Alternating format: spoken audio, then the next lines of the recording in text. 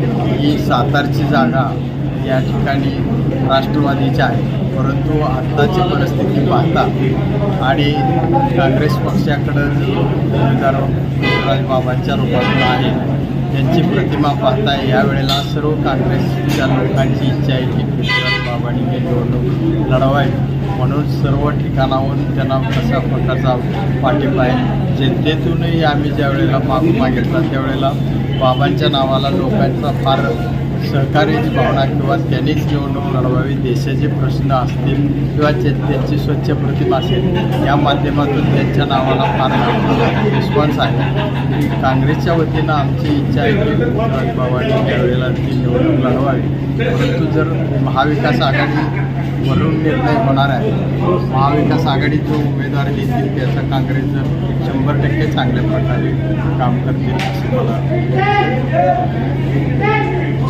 पृथ्वीराज बाबांची उमेदवारी सातारा लोकसभेमध्ये अत्यंत प्रभावीपणानं चालणार आहे आणि म्हणून राष्ट्रवादी काँग्रेसना उमेदवार द्यावा, जरूर सीट द्यावी. पण पृथ्वीराज बाबांचा काँग्रेसच्या पक्षाच्या वतीनं तर विचार झाला. आम्ही हायकमांडलाही कळवलेला आहे, प्रांताध्यक्षांनाही कळवलेलं आहे, पार्लमेंटरी बोर्डामध्ये सुद्धा मी बोललेलं आहे की सातारची जागा ही पृथ्वीराज चव्हाणांनाच द्यावी आणि पृथ्वीराज चव्हाणांना जर ती जागा दिली तर या देशातला कुठलाही माणूस इथं उभा राहिला तर तो पराभव होऊ शकतो, अशी परिस्थिती आहे. एवढी स्वच्छ प्रतिमा, चांगला माणूस, अभ्यास माणूस या लोकसभेमध्ये जाणं गरजेचं आहे आणि त्यामुळे त्यांचीच या ठिकाणी उमेदवारी फायनल व्हायला पाहिजे असं आमचं काँग्रेसजनांचं, सगळ्यांचं, बहुजनांचं, दलितांचं सगळ्यांचंच मत आहे.